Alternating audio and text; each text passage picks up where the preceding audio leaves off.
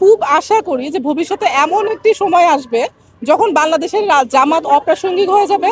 তাদের এই নারী বিদ্বেষের দাঁত ভাঙা জবাব এদেশের মেয়েরা দেবে। তাদের খাসলত তারা বদলাতে পারবে এটি আর আমি আশা করি না। আমি তাদের বিচার দাবি করি। তারা তো ৭১-এর পরাজিত শক্তি। তারা পরাজিত শক্তি হিসেবে যেভাবে বিভিন্ন সময় নারী বিদ্বেষী আচরণ করেছে, বিগত সময়ে ২৪ পরবর্তী সময়ে তারা ক্ষমতার খুব কাছাকাছি চলে গিয়েছে। এবং তারা ক্ষমতায়িত হলে তারা কি পরিমাণ নারী বিদ্বেষী এবং কি পরিমাণে বিধ্বংসী হতে পারে নারীদের প্রতি, সেটি আসলে খুব সুস্পষ্ট নজির আমরা দেখতে পেরেছি, ক্রমাগত পারছি। এবং তারা হচ্ছে যেই কি বলবো যে ব্যর্থ যে একটা নাটক সাজালো জামাতের আমিরের হচ্ছে আইডি হ্যাকের কথা বলে।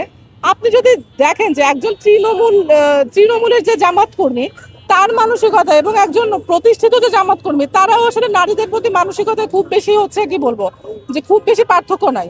তারা আসলে শিক্ষিত হয়েছে বলে কিংবা ক্ষমতায়িত হয়েছে বলে তারা জাস্ট তাদের সেই নারী বিদ্বেষী মুখোশটাকে ঢেকে রাখতে পারে।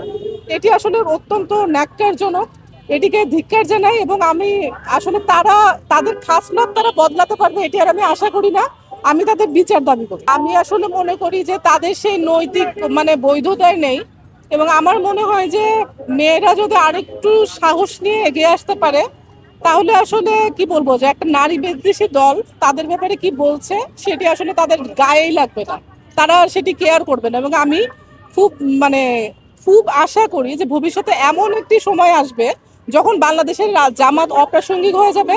তাদের এই নারী বিদ্বেষের দাঁত ভাঙা জবাব এদেশের মেয়েরা দেবে।